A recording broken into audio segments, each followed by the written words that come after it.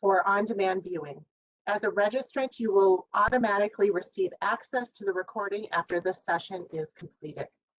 We've set aside time at the end of the session for a Q&A, and we'll get to questions as time allows. To ask a question, please use the Q&A function. And now I'd like to introduce our presenters. Natascha Wiener, Minnesota State Historic Preservation Office, will be facilitating today's conversation. Donna Graves, Independent Historian and Urban Planner, and Lori Ferriss, Director of Sustainability and Climate Action at Goody, Clancy. If you'd like to learn more about our presenters' professional backgrounds, you can find their detailed bios and contact information on the conference homepage. With that, I'll turn it over to Natascha, who will start off our presentations and lead our panel discussion. Natascha? Thank you, Catherine. Well, welcome everyone. I'm happy to host this session. I think we're going to talk about a number of different things about climate change. We're going to share our screen, which is exciting. Let's see. That's looking good for everybody. So here we are today. We're going to talk about climate change responses in Minnesota. I think I want to start out by giving us some context about what climate change is in Minnesota. So a lot of us think of Minnesota as being in the center of the continent, well away from ocean sea level rise, as the climate being actually a little cold for our own comfort sometimes. So I think a lot of folks don't necessarily think about climate change being a really intense issue in Minnesota. And in fact, there was a recent CNN report calling Duluth as a climate haven that people were migrating to. So I think, number one, that's an interesting lesson that climate migration has already begun. But also, I think we do need to take a close look at what really is happening in Minnesota. The U of M is definitely working hard to create downsized data for Minnesota's climate. And what the DNR and the U of M is finding is that we'll have an increase in severe storms here in Minnesota, a warmer and wetter climate, and warmer low temperatures. And that essentially translates as to higher lows at the nighttime. So nighttime will be not as cold as it used to be, which has a big effect on our climate. So I think, so what does that actually mean to have those things happen when we have those different changes? How does it affect the climate in total? And here is the, in the chat, you'll find a link to the International Council of Monuments and Sites Heritage Climate Change Outline, the Future of Our Past. And that's ICOMOS, we think of them as our UN committee that deals with historic monuments. And they have a great plan in which they laid out where does heritage fit into the Climate Paris Change Agreement, how should we plan, how should we approach. One of the things that they do in it is also outline all the effects that climate change will actually have on historic resources. And as a Minnesotan, you might go through the list and think, oh, none of these are gonna, very few of these will apply to us. Unfortunately, we can find very few that won't. So, and obviously an increase in temperatures, because our temperatures will fluctuate a great deal. We'll have very crazy weather. That's one of the great hallmarks of climate change, is that we will have a very high alternations of climate change, different crazy weather. So lots of changes of freeze-thaw cycles, way more than we're used to. We'll be able to avoid the permafrost thaw since we don't have permafrost, but we will have a huge increase in relative humidity because of our increase in precipitation, increased wind. That's kind of debatable right now what exactly, but we will have straight line wind events increase. Wildfires, definitely. We've seen this recently. And of course, we'll see the effects of, as you can see down there, pollution, also be the effect of wildfires out west affected our weather and air quality already this year. Change in seasonality, and you can go through the list here. Spread of invasive species. We'll have termites, I'm sorry to say, soon enough. And a lot of other things will change. And so and you can kind of look at the list here as I read through the kind of the grim reality of it. But I think also, so what that also means here is we've already seen things. Here we see straight line wind events that affected the St. Croix River Valley. It landed on landmark structures. Trees were uprooted, disrupting ecological resources. Here we see the J. Cook Swing Bridge, which we all love near Duluth, that got hit pretty hard during the flooding. And here's Grand Forks during that large flood. So it will also change our life ways. It means because the higher lows, lakes won't ice over the thickness or the length of time we're used to. So that will very important to Minnesotans. Ice fishing season will be reduced significantly if we have it at all. Increased wave action in Lake Superior, disturbing shipwrecks and active shipping docks that we have on Lake Superior and historic buildings on the shores. There's all sorts of effects because of flooding and the loss of things like moose and wild rice habitat. So what are some of the things, now that we've kind of laid down the kind of depressing stuff here, I think I want to lay out the stuff that we can do. The statewide plan that Catherine just referenced earlier, we have new sustainable and climate change goals there, you'll find. And right now they're based on, or they will be. The first thing we can do is understand our risks better. Assessing our risks, the understanding and doing disaster planning, which is we're familiar with, but will be increased level, and disaster preparedness, actually being ready to use the disaster plan. We'll also have adaptation and resilience. And resilience is specifically adapting our historic structures and resources so that they can, before the disaster, so that they can be resilient and bounce back from whatever it is that's happening. But I think the exciting and new things that here we can talk about today, which are very hopeful, is how we can actually really be part of the solution, not just defend our historic resources. So it's collaboration with new partners. And this is something, the building, essentially, this is kind of a phrase that's used in climate change groups, building high ambition to solve the problem so that historic resources can, by letting people know what's going to happen to historic resources and using by them example, we can build other people's desire to solve the problem and motivating them through historic resources, and that we can actively reduce carbon release through the reuse of existing buildings. And so our two speakers today, which are Donna Graves, will be able to speak first, and she is a public historian out in San Francisco and has been involved in a number of really interesting projects, one at Rosie Riveter, but now also at the helping the National Park Service, all the sites, or the Park Service build a toolkit so that all of the sites can look at how they can interpret climate change and teach people about it through natural and historic resources. And then we'll have Lori Ferriss speak with Goody Clancy, and she's going to be our number cruncher and tell us exactly how it really works. We all know gut-wise, but that reusing an existing building just makes sense. It just for sure, but having those empirical numbers is what's really going to make the difference in other people's minds, as all of our sustainability partners hopefully will get on board with reuse as well, which I think we have a lot of them are getting on board. So with that, I'm going to pass it off to Donna. And Catherine, did you want to try and share with Donna, or did we want to go straight to? I think we should go straight to you sharing her presentation. Thank you. Just a reminder to all of those who are joining us today, if you have any questions, please feel free to enter them in the Q&A.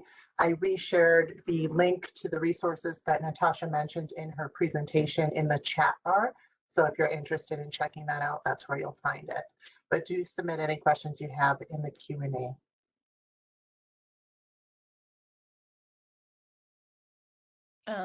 Well, good morning, everyone. I'm really happy to join you from Berkeley. As Natascha said, I'm an independent public historian. I'm also an urban planner and a preservationist. And most of my work combining those three arenas over the last several decades has been about collaborating with communities to document and foreground histories, place-based histories that have been ignored or erased.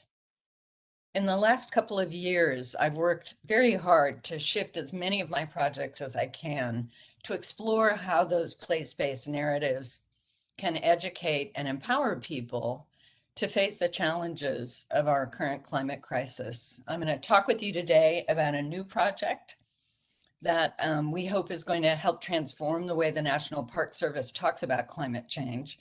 I'm doing this project with two colleagues who, unfortunately, you just have me. The team is Nicole McHenry, who is the Park Service point of contact for. So second, Donna, is that working in the screen? Looks right. Looks just right. Okay. Nicole is the point of contact for diversity, go back, equity and inclusion, and for climate justice in the Midwest region.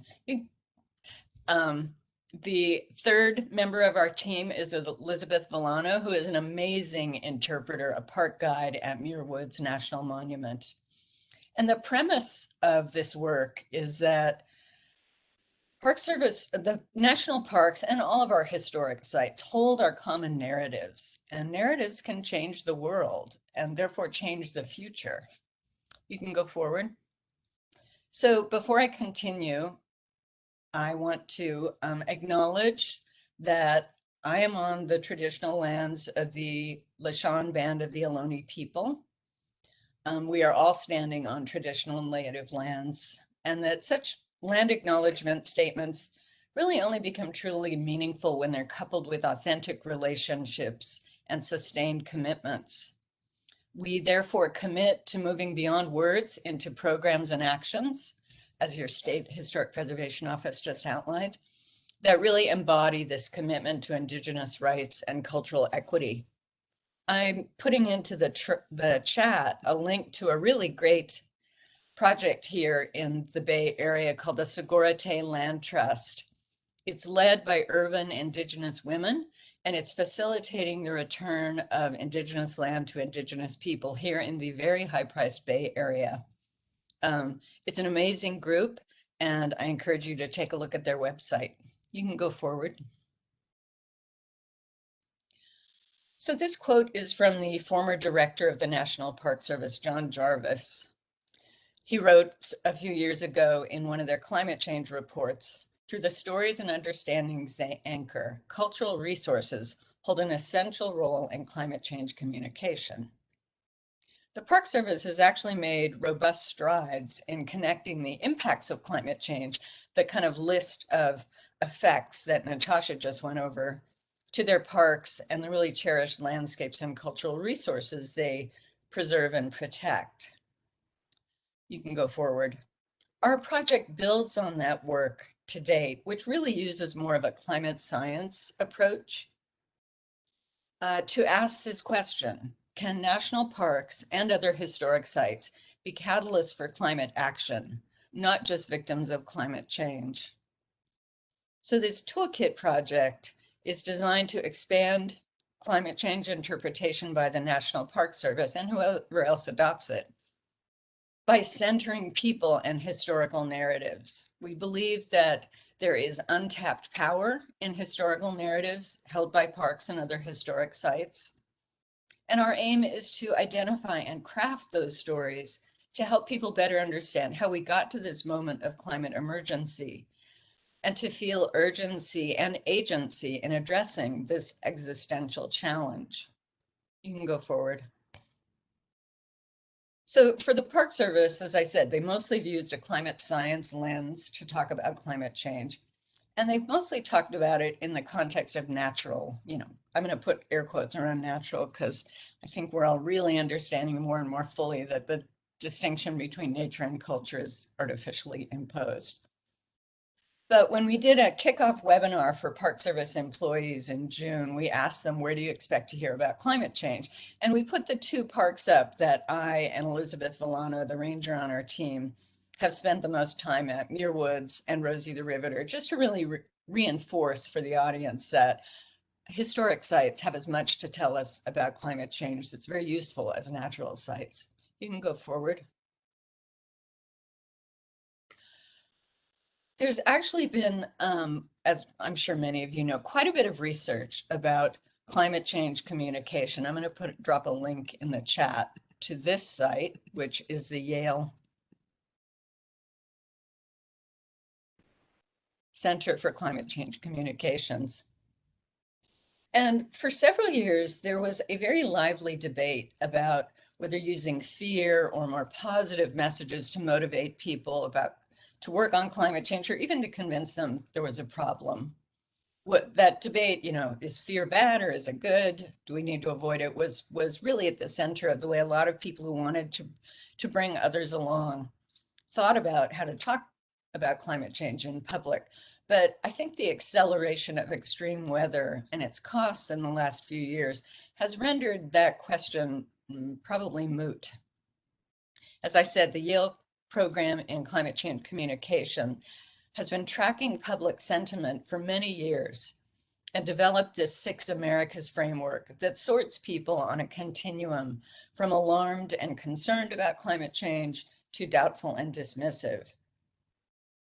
In the last 5 years, right up to December 22, the percentage of people in the alarmed and concerned camps grew from 42 to 55%.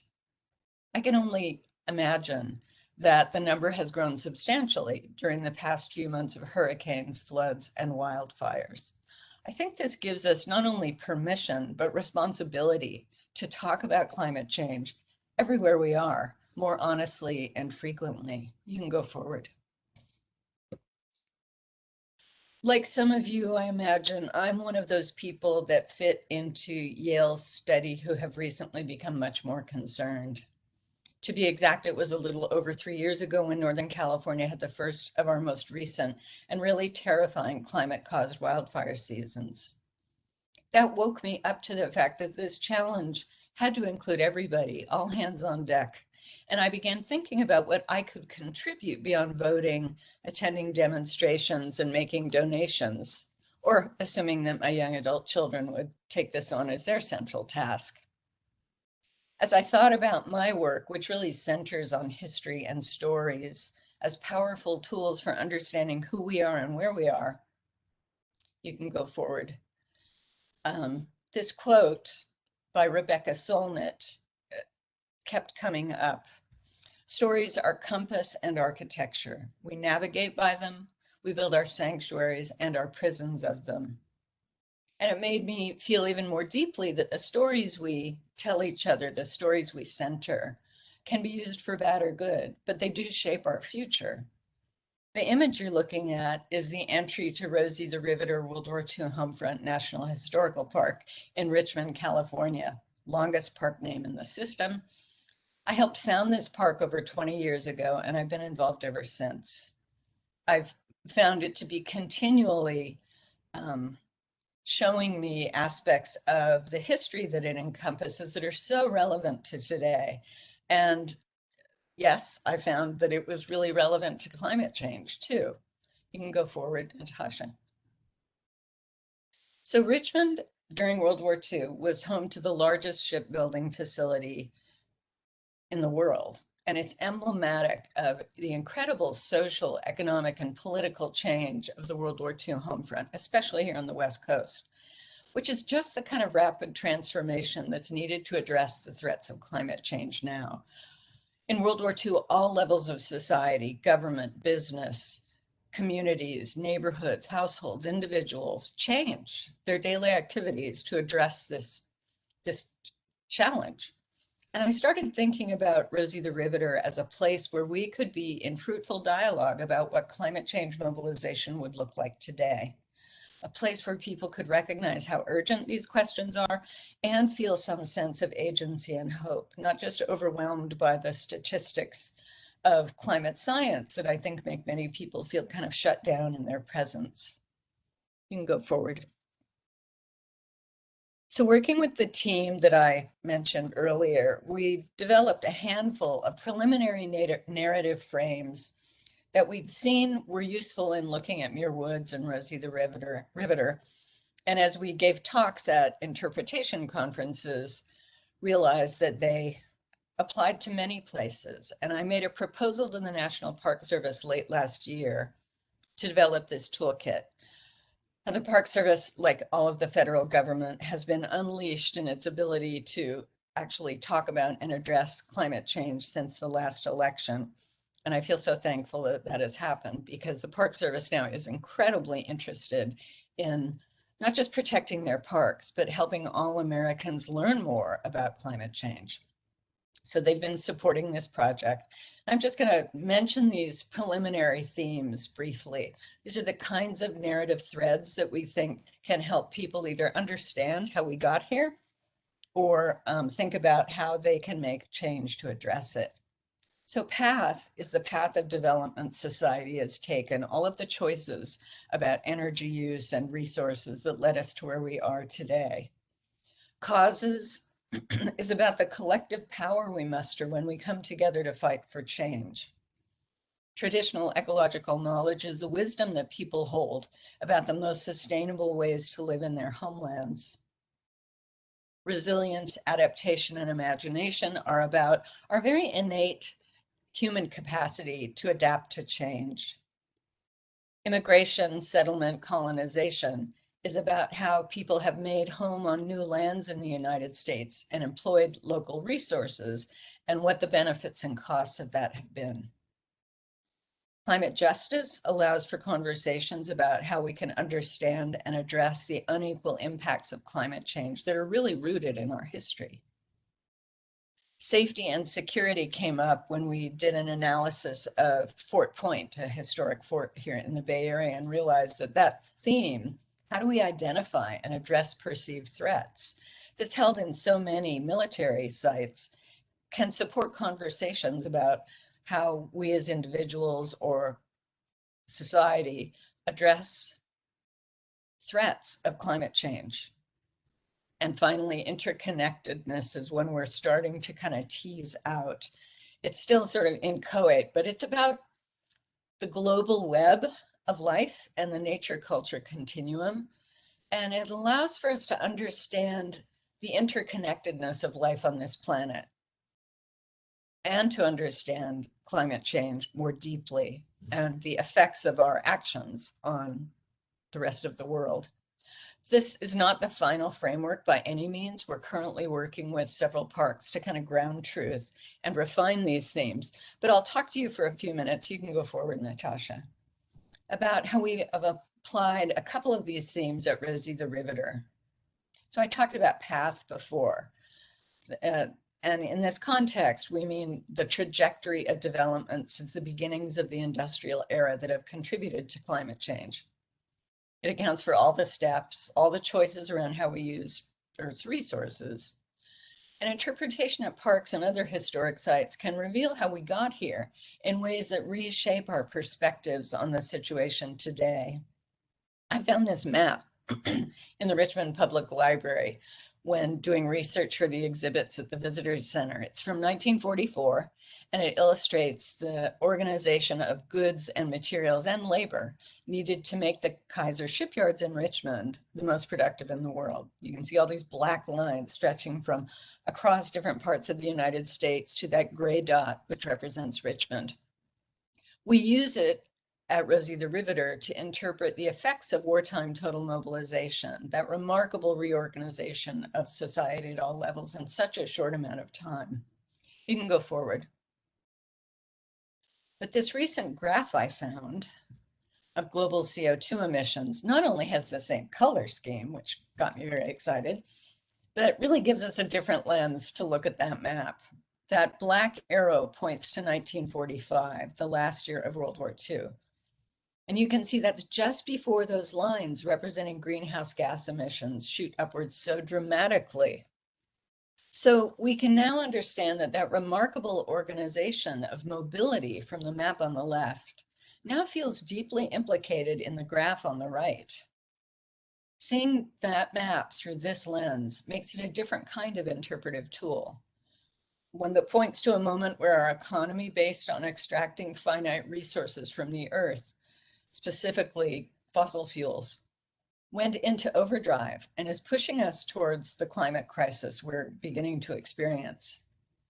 Making the systems that our daily lives depend on visible can help people understand how we got here, but also the real costs as well as the benefits of the things we take for granted, such as, just for example, the long and costly route of things we order via one click that then arrive at our doorstep.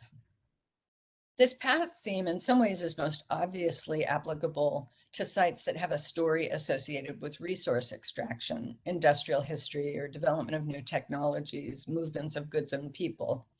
And many parks and historic sites encompass those themes. But I think it's also going to prove quite flexible. For example, even historic house museums have a place on this path because we can interpret the way the house was built and what kinds of resources the people who lived there during the time that's being interpreted relied on. You can go forward, Natascha. We believe that incorporating perspectives on climate justice is critical to all of this interpretive work as we move forward, not only, but especially in places like Richmond, which has been at the forefront of the environmental justice movement for decades. Today, Richmond is a majority BIPOC city whose residents struggle with poverty and long-term effects from over a century of toxic industries. We can bring climate justice to the interpretive framework at Rosie the Riveter by looking at the industrial history of the shipyards as part of that continuum, as well as the disparate impacts climate change is already having on local residents, many of whom are descendants from those shipyard workers who moved to Richmond for a better way out of the Great Depression and to contribute to the war effort. You can go forward. This is helping us think about new partnerships, and engaging in climate justice interpretation is a really logical way to invite more people into the conversation. Youth from Richmond's chapter of Groundwork USA, a national organization that does young adult job training, they used research that I conducted for Rosie the Riveter to map the historical roots of the city's neighborhoods and then layer data on heat islands, industrial pollution, asthma rates, and more. They're working to use this information to educate residents and to affect local policy that will address climate disparities.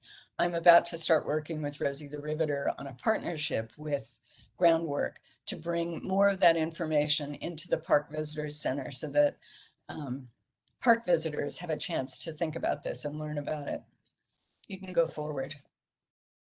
As we've developed the toolkit, we've been trying to think about questions that will help interpreters think more deeply about these themes in relation to their site. And obviously this isn't just applicable to park interpreters, but questions like, where does my historic site fall in the history of industrialization? Or what resources did people use to fuel their daily lives? Or is there an environmental injustice story here? Might help you think about how some of these themes can come alive at your sites.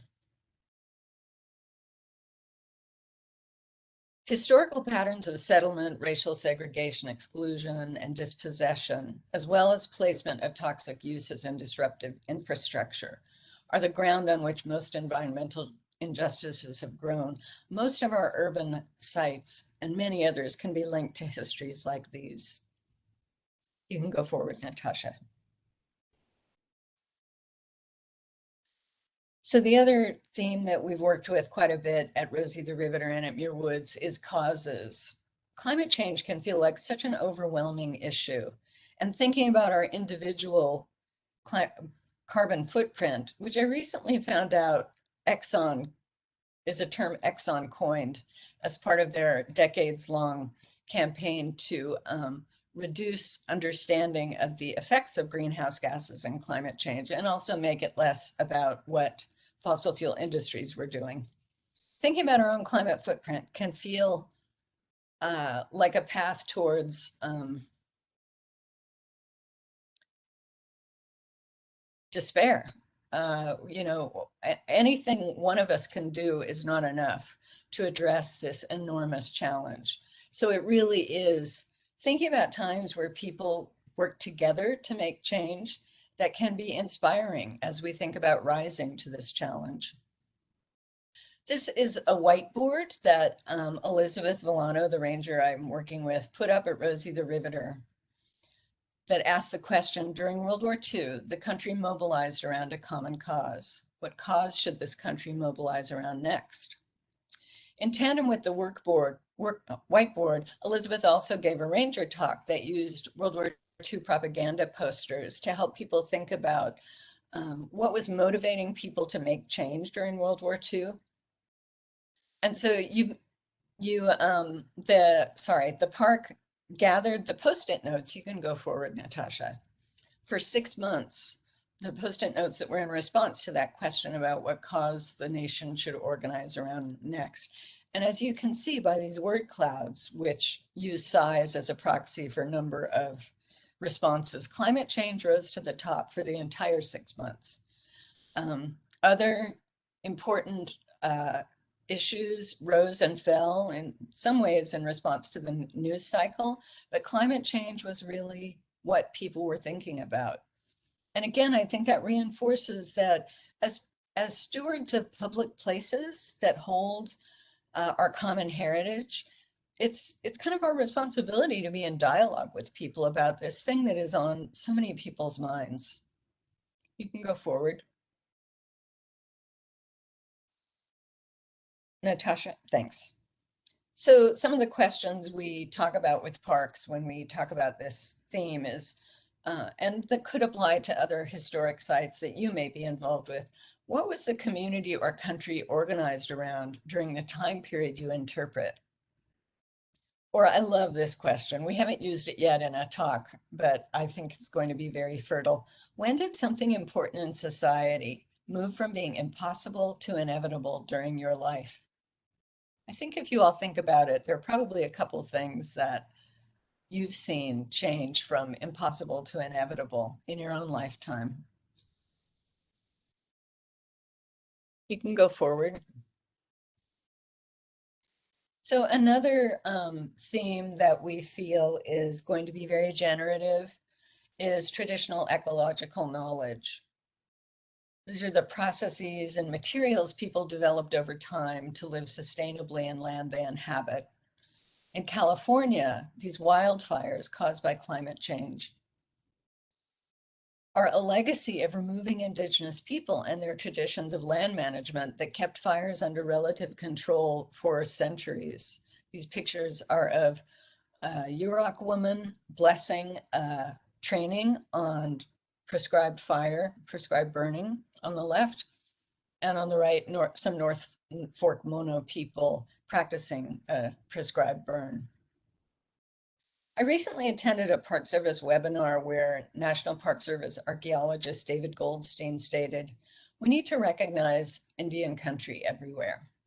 That's absolutely right, but we are aware in pursuing this toolkit that interpreters can't just take this information and use it. It's important that whatever they're developing about Indigenous knowledge be co-created with real intention alongside Indigenous partners.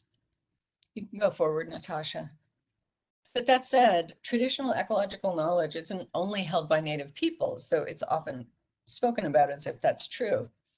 Many of the ways we've built and grown agriculture have drawn from long-standing sustainable practices, whether it's the siting and thermal properties of a Charleston single house, or the thermal properties of adobe used throughout the Southwest, or the simple practice of companion planting that many people have used over generations and that protect the soil and protect plants without the use of chemicals. You can go forward. So these are just a couple of the questions we've been kicking around to help people think about how they might use traditional ecological knowledge in their interpretation. What stories of traditional knowledge are present on my site? Does my site now have a relationship with the original indigenous stewards of this land? And how can I engage in a process of co-creating stories of traditional knowledge, whether it's with indigenous partners or other groups of people? You can go forward. Another theme of resilience, adaptation, and imagination. We found a relatively easy hook in the Civilian Conservation Corps for the Park Service. Many national parks had new elements built or repairs, important repairs made during the 1930s through the CCC, paths, roads, buildings, planted areas. And if we look at the CCC as an example of social and economic resilience in the face of the Great Depression, which was an enormous global challenge, in some ways similar to climate change, we can use that as a way to talk about how do we adapt? Where do we find resilience? How do we tap into our imagination to find the practices that are going to address these challenges? You can go forward. Other park stories that have to do with resilience and adaptation and imagination are the many sites associated with civil rights. And what I love about these photos that are associated with several national parks significant for civil rights history is that they're highlighting examples of brave young people. And it really is young people who are leading the climate change discussion today. So I think it's important to remember those sort of generational aspects of change. And finally, you can go forward. Another sort of cohort of national parks are those that have to do with Japanese Americans and forcible relocation and incarceration during World War II. I've done a lot of work on Japanese American history, which is why these make an appearance in this talk. But a lot of those national parks hold stories of gaman, a Japanese term that many Japanese Americans use that means carrying on through adversity. During the years when they were imprisoned under armed guard and behind barbed wire, many Japanese Americans showed incredible resilience. They dug ponds and waterways, created gardens, and tended vegetables and orchards in deserts, even as they established churches and temples and other social functions while they were living in such unjust circumstances. Human beings are social, creative animals who are inclined to create and then support new norms when we face enormous change. And I think we can take heart in that fact about who we are as beings. You can go forward, Natascha. So these are just some of the questions, again, we've been kicking around for the toolkit. What events or people does my site interpret that demonstrate resilience? Are there efforts near you to build and sustain environmentally sound communities? And even just talking about what your site is doing now to combat climate change is a way to model resilience and adaptation and creativity and imagination. You can go forward. Another of the, sorry, I'm losing my voice. Another of the big themes that we've been talking about in relation to parks is immigration, migration, settlement, and colonization. Many of the National Historic Trails mark routes that newcomers use to traverse the continent in advance of settling. And I'm showing two of those trails, actually three, the Lewis and Clark Trail, Trail of Tears, and Mormon Pioneer National Historical Trail. Between them, these run through 20 states, and many other sites recognize aspects of what we now call settler colonialism, the occupation of lands in North America by people who arrived from elsewhere in the last centuries, and who turned land that had been commonly held into private property that could only be owned by certain people. Talking about this history can illustrate the beginnings of patterns of extractive land use that we live with today and that have really fed into climate change. This, of course, isn't to erase the stories of ingenuity, community, courage, and resilience that many settler stories contain and that many of us find our own histories attached to. But it's to be honest about telling the full story, which helps us see the place we find ourselves today more clearly. You can go forward. This theme also allows us to talk about how people adapt to new surroundings as immigrants. And climate migration, which, as Natascha mentioned, is already happening both globally and within the US, is increasingly going to affect us all, either as people who will need to accommodate newcomers or who must move ourselves. So talking about this historic theme can help us talk about something that's really pressing today. Finally, you can go forward, Natascha. We came up with just a few sort of preliminary questions that might help people think about how to incorporate this theme. Simply, who lived here originally? Who later settled this place, and how did they adapt to new surroundings? What resources did they use to make a new life? Are there places in this region that are particularly vulnerable to displacement by today's climate crisis? And are there people arriving here who are fleeing effects of climate change elsewhere? You can go forward, Natascha. I'm just putting all the themes back up to remind all of us that these themes were designed to foreground stories that center people in the climate change narrative. Science-based interpretation based on stories of the effects of physical impact on, say, historic resources can feel both abstract and overwhelming at times and may lead people to feel disempowered. Studies show that when people don't see a solution or they don't like the one offered, they're likely to ignore a problem, to keep their head in the sand, as I admit I did for many years. But people cause this problem, and it's people who have to and can find ways to address it. You can go forward. So this History and Hope, Interpreting the Roots of Our Climate Crisis Toolkit, kicked off with a webinar in June that nearly 150 parks attended, where we laid out our thinking and our goals and invited parks to express interest in helping us test our themes and identify new ones.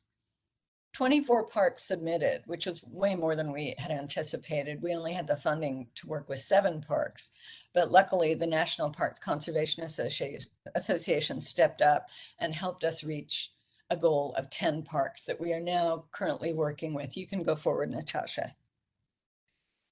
All of these parks have sent us their key interpretive documents, and we work through them and see where they connect to the themes that we've developed or whether new themes arrived. And you'll see as you look at this list that we really work to get a geographic range. They go from Hawaii to Virginia, different types of parks, and varieties of resources. When I looked at the entire park system at the very beginning of this project, I couldn't help noticing that there were quite a few battlefields and historic houses. And I thought, well, we should make sure we get those kinds of properties represented here, because whatever we find about interpreting those is going to be useful at many sites. This project is right in the thick of it currently. We hope to finish a draft of the toolkit at the end of the year and then have it be reviewed by these parks and other key partners within and outside the Park Service, and then have it available online to anybody early in 2022. You can go forward, Natascha. If you're interested in this process, please get in touch with me and I'll put you on a mailing list to make sure that you're notified when the project's done. And if you have any questions for our discussion later on, please put them in the chat box. It was a pleasure sharing this project with all of you people in Minnesota, a state I love. And I look forward to hearing from Lori and then being in conversation with you all.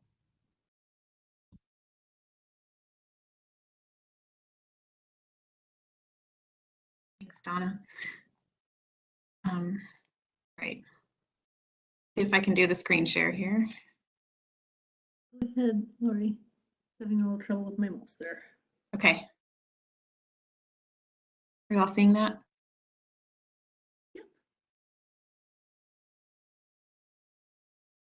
Yes, you look We're good. Okay.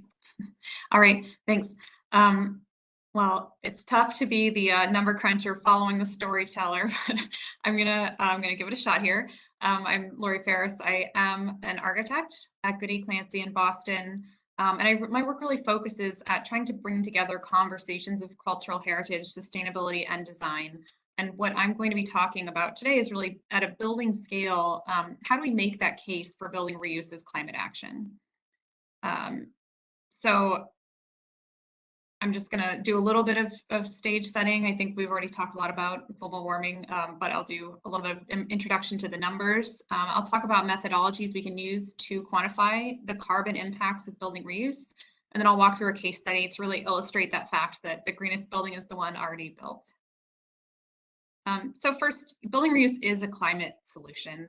And I think the cultural heritage, the preservation community has known this intuitively for a long time. It just makes sense that reusing something you already have has a smaller footprint on the environment and on society than creating something new. But really what we're kind of just coming into now is finding both the technical calculation methodologies and the storytelling to make that case. So going back in time, just briefly to 2015, when the Paris Agreement was signed, at this time, it was agreed upon by all the parties of the world that we needed to limit global temperature rise to 1.5 to 2 degrees Celsius. And at that time, the scientists, global science indicated that in order to do that, we needed to be net zero by the year 2050. And so that is still really the target that many people are following. Although we know from the more recent IPCC reports that we really aren't on track there. So we're actually looking at pulling that deadline closer and closer. Every year we feel to make the needed reductions, the more urgent this becomes. And so now what we're looking at, it's not really net zero by the year 2050. We need to make more dramatic reductions sooner. So really, if we make 65% reductions in global carbon emissions by the year 2030, in less than the next decade, and net zero by the year 2040, that gives us about a 2/3 chance of staying within that 1.5 degrees Celsius. And so I think this kind of reframes the problem. It's not necessarily about getting to net zero. It's about reducing our carbon emissions on the path to net zero and finding solutions that result in really immediate and dramatic reductions in carbon emissions. And it's not just about carbon. I'm glad that I'm going last here because I really focus on carbon, but obviously there are many other measures and metrics, both quantitative and qualitative, when we talk about climate change. Just looking at raw material use, we know that globally raw material use is responsible for about 90% of all biodiversity loss. And here in the US, 3/4 of our raw materials go towards the construction market. And as we've already seen, this really manifests in loss of cultural heritage as we see the results of climate change. This is just showing you the Ile de Jean Charles in Louisiana, which was, I think, the first community in the US to relocate, which at the cost of $48 million to move just a few dozen families. But obviously it's not just the cost, it's the cultural implications of leaving leaving home that has been home to a culture for generations and generations. So, looking at both how we can mitigate, but also adapt to the changes we're already seeing. And historic buildings and really all existing buildings have a huge role to play here. This top fact, this projection, I find somewhat horrifying that between now and 2060, the world is going to roughly double our global building stock, which is building a new Manhattan every month. But that, so you can just imagine the environmental impacts of all that growth. But at the same time, we know that retrofitting and reusing an existing building can reduce the upfront embodied carbon emissions by 70 to 85% compared to that new construction. So here, this is really a huge opportunity to leverage the buildings we already have and the cultural assets that we already have to minimize impacts of growth and development on climate. So just to quickly sum up climate action, which we've already discussed a lot here on the panel today, I've kind of categorized this as 3 steps. The first is to mitigate environmental impacts. This means reducing our footprint on the environment. This is where I'm going to be focusing and talking about carbon emissions specifically. The second is adapting to environmental changes. And then the third is doing 1 and 2 in a way that's equitable and just. which I'm not going to focus on as much, but I think, personally is the most challenging and the most critical of these to get right. So just quickly looking at the impact globally of buildings on climate. Globally, about 40% of all emissions come from buildings, and roughly 28% is from building operations. So that's heating, cooling, lighting, powering, using our buildings, and 11% is from building materials and construction. And I really like that that map that Donna showed of essentially what I'll call the supply chain of where everything comes from, and how as that becomes more and more complex, the environmental impacts of materials extraction and processing and manufacturing and transportation have just become a huge number. And that's what we call the embodied impacts, or here we'll talk about the embodied carbon. And reusing existing buildings is really effective because it allows you to tackle both of these wedges of the pie. When you make a building more efficient, which you can often do by harnessing traditional performance techniques and materials, you can start to drive down that 28% wedge. And when you avoid new construction, you can really start to minimize that 11%. So we have the opportunity to really hit this from both angles. And just to introduce the ideas of embodied versus operational carbon emissions and how that factors into the way we talk about building reuse. Just quickly lay these out. This chart is showing the embodied carbon over a building's lifetime. So you can see, at year 0, when a building is first constructed, there's a certain amount of embodied carbon associated with all the materials and construction activities that are required to make that building. And every time we touch a building at a renewal period, every time we renovate it or preserve it or reuse it, adapt it in some way, we're adding a little bit of embodied carbon associated with materials that we are adding and the waste impacts of materials we're removing. But what I want to focus on is that we can calculate the embodied carbon of a historic building, but those are sunk costs. So while they might be important to learn from, or relevant in some ways, what we really want to focus on are the avoided impacts that from not building new, and minimizing the embodied carbon footprint of our reuse projects as much as we can. The other piece of the equation here is the operational carbon emissions. So this is, again, those emissions due to using buildings at year 0. This is 0, and then every year you use a building, you use energy, which results in carbon emissions. And so here, when we look at those renewal cycles, we have the opportunity to start to lower the slope, which means making a building more efficient or fuel switching to a lower, to a greener fuel source every time we renovate. And that is where you start to see the savings over time for making buildings more efficient. But what we really care about is the sum of that. When you add up together the impacts of embodied carbon at those points of renewal and the efficiencies of operational carbon after renovation, this gives us the total carbon emissions. And this is what we really need to measure in order to make those holistic reductions in the time frame needed. And I'll just highlight quickly this resource, Bringing Embodied Carbon Up Front, from the Green Building Council and a number of partners. And I really like this chart that shows that when you're looking at the carbon reduction potential of different strategies in the built environment, obviously building nothing uses the least carbon upfront, embodied carbon, but then building less, maximizing the use of existing assets is the most impactful strategy. So while there's really a lot of trend towards retrofit and sometimes maladaptation and really destructive and invasive methodologies to minimize energy use at all costs, you can see that that operation and maintenance is actually the tail. It makes a much smaller impact. Great. So now I'm just going to briefly talk through life cycle assessment, which is the technique that we can use to quantify that total life cycle carbon that we're talking about. And what this does is it assesses the environmental impacts over all stages of a product, material, or whole building's life.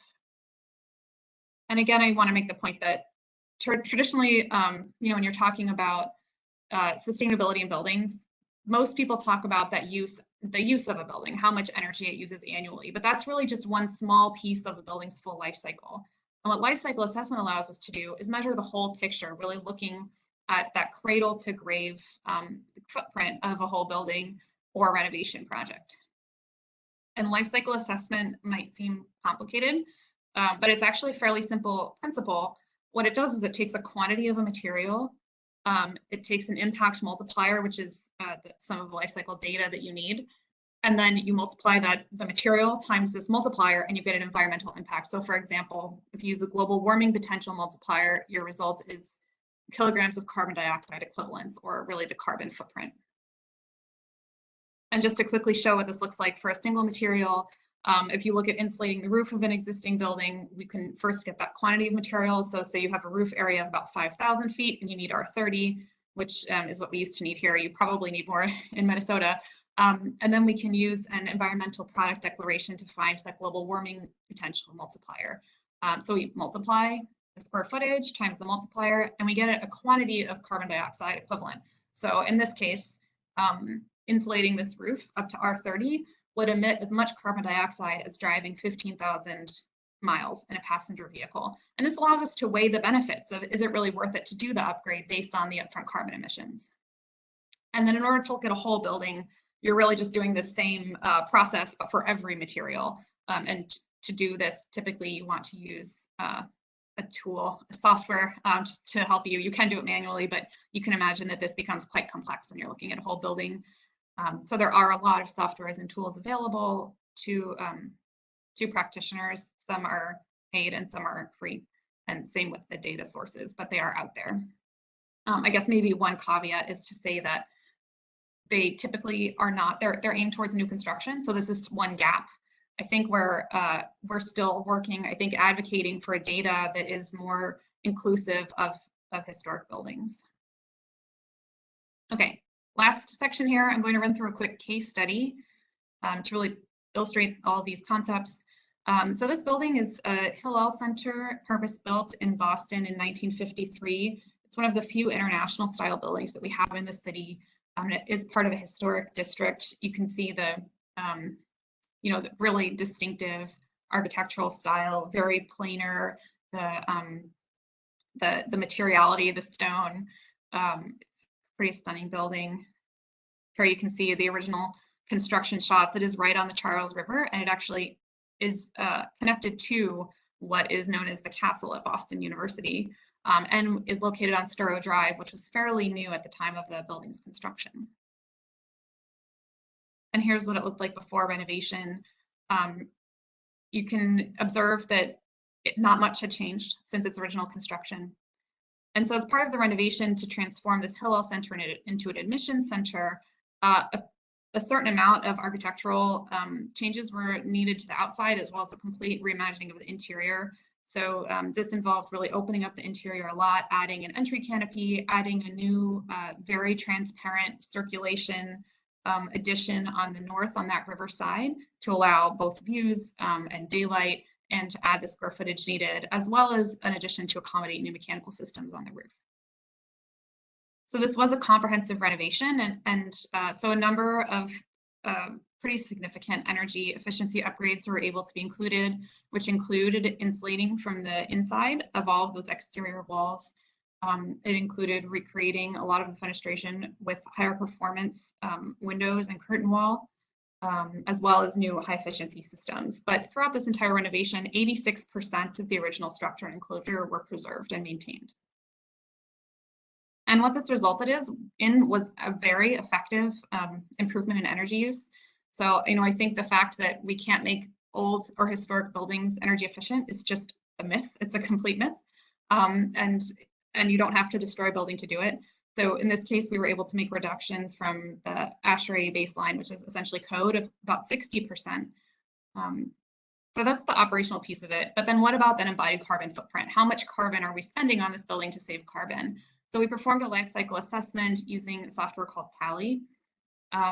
This is what the outputs look like. And you can see that we get a global warming potential here of about 400,000 kilograms of carbon dioxide equivalent. So that is the carbon dioxide associated with the extraction, manufacturing, installation of those new materials that we've added to the building. And just for a sense of scale, if we compare that to a hypothetical replacement building, you can see here that it's just this huge gap with the renovation on the left and the hypothetical replacement on the right. These are the avoided emissions, or the savings that we've gained by reusing 86% of the existing building instead of starting over.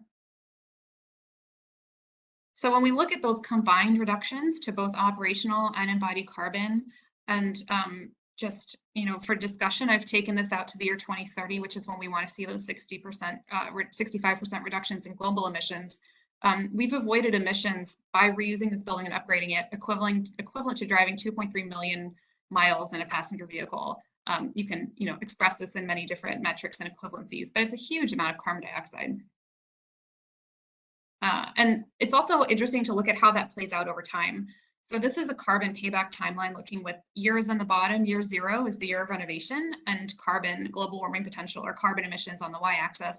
And you can see that if we look at an unrenovated building, if we had done nothing to this building, there would be no carbon emissions on year 1, but every year it would, emit carbon as it uses energy to perform at its old rate of efficiency.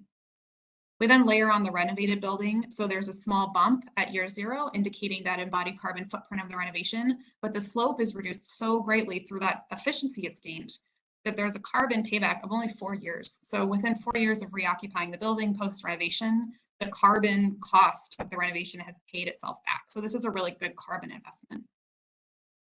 And then we can layer on a hypothetical replacement, because this is always the question, at least that I get, is wouldn't it have been better to just start over and build a new net zero building?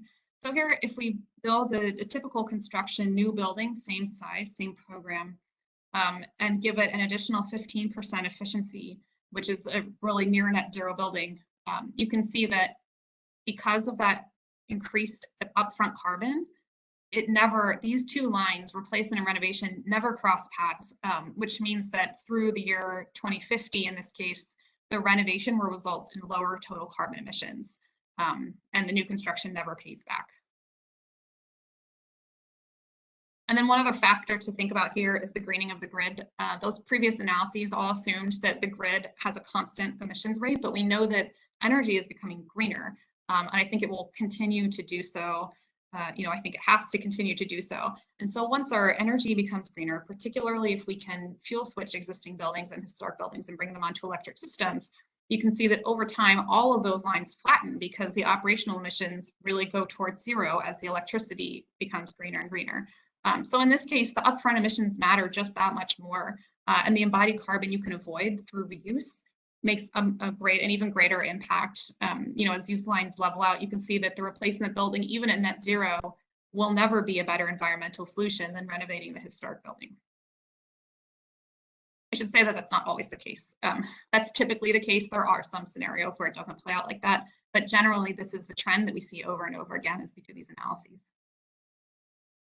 So that's the end of the example, and I've just put a few resources here. I can try and post them in the chat as well, but if you're curious to learn more, the Climate Heritage Network is a global organization which is run through Ecomos that's really focused on leveraging cultural heritage towards climate action.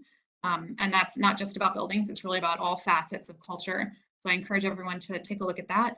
And the Zero Net Carbon collaboration also has a number of resources on the website if you're interested in learning more or seeing more studies or more resources in this topic. Thank you. Thank you, Lori.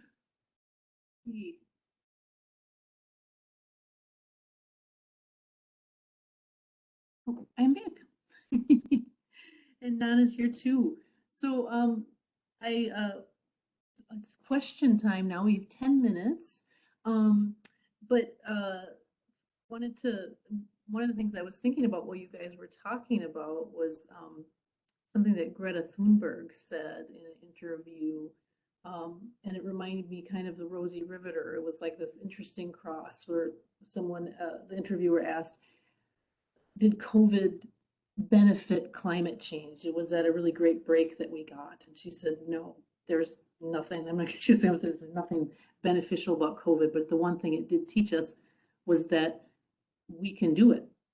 And when we decide to make a change, we can do it. And I think it's really interesting that we did decide to do something recently. Do you think, Donna, do you see any parallels in that, or how do you think we can make that happen?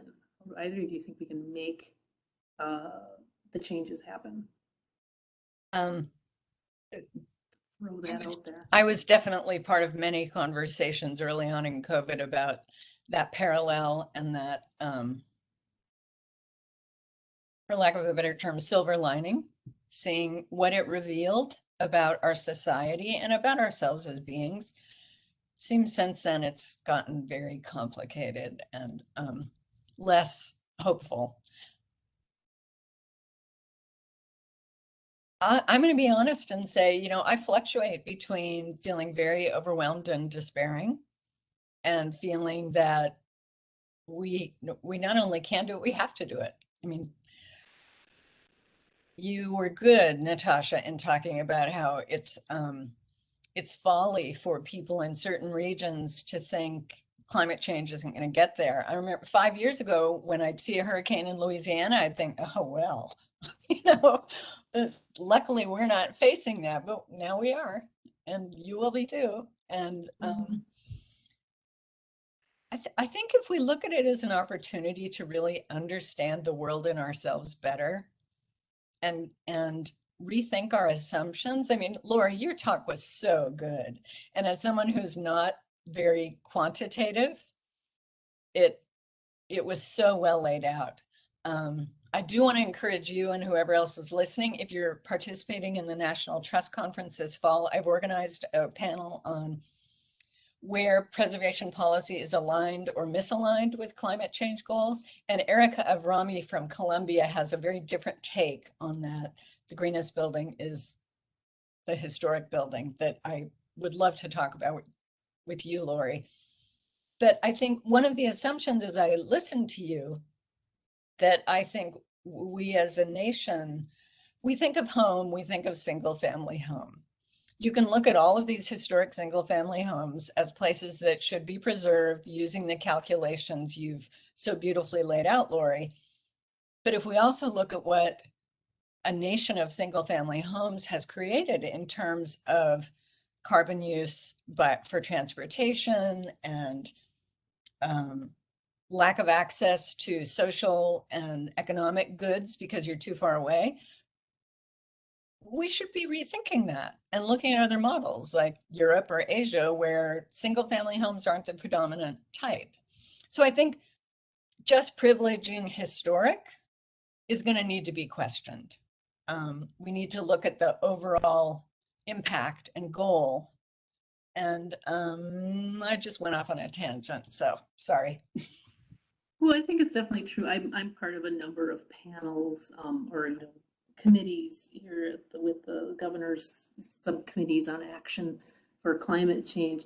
And people often question my presence of why is there a historic person here? And I said, well, I have a lot to teach you about existing buildings. We're the existing people, buildings people, we're the modifying buildings people.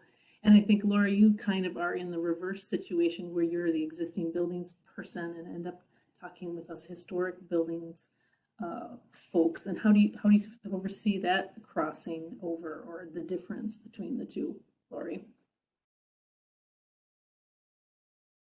That's an interesting distinction. So the distinction between the existing building people and the historic building people. Yeah. That's an interesting question. Yeah. I mean, I do also work with historic buildings. This, I'm stumped. I kind of want to go back to this question of the interconnectedness of decisions because it's so important. And I think, the case study I showed illustrates one example. And I do want to emphasize that it was just to illustrate the carbon impacts at the building scale. And there's so many other factors. And there's just one comment on metrics that I think the fact that we use metrics like energy use per square foot is a big problem, Donna, to your point, that we measure by square foot and not per person. There was a lot of outrage about this recently on a case study that claims to, save more carbon than it spent on a mansion for 2 people to live in as a vacation home. And that's not sustainable, right? Like that's not the net zero construction we need. Even if it doesn't use carbon, that's just a waste of resources. So there are obviously a lot of many factors at play. I think there are, looking at historic preservation in a more strict sense, there's a lot to learn from historic materials, looking at the carbon impacts and how it moves into new construction and those indigenous and traditional building technologies, for example, adobe or local timber and local harvesting and forestry methods that do, really support decarbonization and that we can learn from. I'm noticing a question in the chat, which I guess I'm not supposed to be moderating my own chat, but You this can, question you can about, certainly answer that question if you want. Yeah, I can read And the everybody question. feel free I'm to put just the droning questions now. in. Sorry, someone interrupt me. I can read the question aloud, so you can address it as a panel. The question is building technology catching up with climate change, i.e. increased freeze-thaw cycles on historic masonry, for example? Oh, I was actually looking at the other question. Which other question? Oh, you're not seeing this? Maybe it's just to me that that municipal codes and financing tools favor new construction, and that builders and contractors are resistant to new methods. And what are strategies to influence cities or developers? Am I the only one seeing that? I might have It sent may them have just been to a you. question that the person asking addressed directly to you, so. Okay. You're able to- Sorry, well, then, do you mind if I answer that one now? Go ahead and answer I'll that one. give it and back then to we'll Donna. address the next one. Yeah, I mean, I think that's a good point, but I do think that that's part of why I focus so much of the language on the climate lever and less on the preservation lever, because I think that, I mean, I think that's where people are feeling a real need to push forward right now is in climate. I know that's the case here in Boston, that building reuse is like eating your spinach, but everyone wants to decarbonize and everyone knows that it's an imperative. So if we can put this in terms of fitting into other goals that cities have, like you know, accommodating affordable housing, like addressing inequities in the way our cities are distributed, you know, in reducing our total carbon emissions, I feel like that's a fairly effective communication tool at this point in time to support reuse.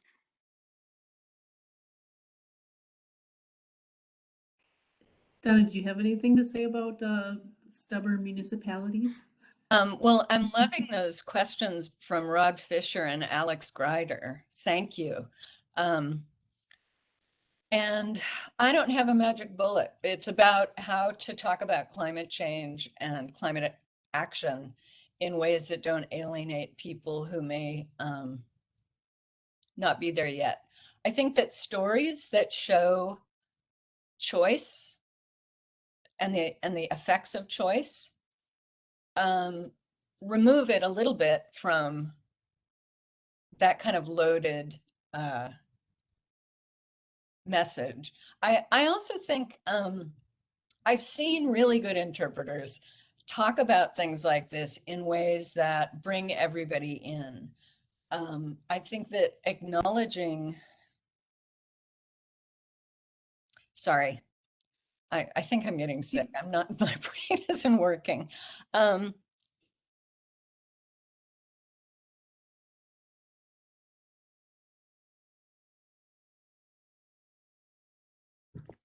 Thinking it through.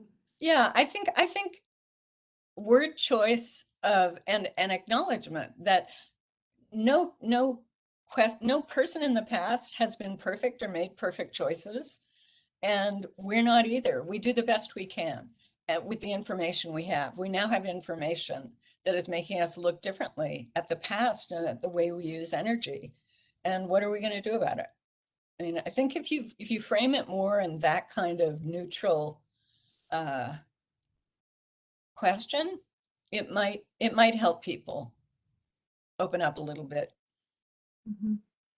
Yeah, that's interesting. I think one thing is that people are sending questions to you guys directly, so I can't see them. So if there are any questions as we're getting close to the end here, if there are ones that you feel like you want to answer, because I can't necessarily see anymore. So unless we want to go back to the building technology catching up question, or did you have other ones that were on your list that you wanted to answer that I'm kind of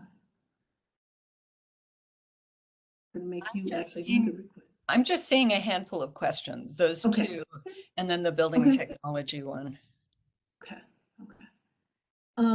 Is there anything that you, go ahead, Laura. I'll just jump in on the technology from my perspective. I think it is catching up, and I think a lot of this has actually to do with historic building technologies catching up with the new construction. I heard from a materials group a few months ago about this new amazing material called lime plaster that's mold resistant. So I think, you know, we have, and you know, the materials that we're starting to use in historic buildings that do, I mean, freeze thaw in masonry, there are obviously a lot of technical challenges as different regions begin to perform like other, you know, as our as our climate zones change, I guess, and our historic buildings don't fit into those climate zones anymore, I think the conservation community will have a lot of new challenges. But I do think that the materials, as we're starting to look more towards biogenic, breathable material, like insulation materials, and going back to technologies like lime plaster that do perform better and adapt better through climate events, I think there's a lot of progress happening in that area. Yeah, a lot of those our historic technologies resist mold, which will become a bigger problem here in Minnesota. Our buildings might end up with the vapor barrier on the wrong side of the building eventually. Or also just interesting to see the mass timber construction starting to become a thing, which it does mimic historic structures in a lot of ways, which has a really good positive effect and feeling about it. And then there's this huge carbon benefit that goes with it, which is an interesting combination of the two that I don't think the mass timber people were necessarily thinking about going after, replicating the historic timber that they were doing, and ends up that, gosh, historic technologies might actually be pretty useful to us. We are actually over time now, but is there anything that you guys wanted to add quick before we finished? No, but I welcome people getting in touch with me if they want to continue this conversation. The questions Rod and Alex asked are right at the heart of what we need to be grappling with. And so I'd love to be in communication with people. Yeah, and people are certainly very welcome to call me and ask about how people can get involved in the statewide plan and move forward here in the state. And thank you so much, guys. Thank you. Thank you For joining us. Bye. And thank you everybody for attending. Thank you all. Great, are we good?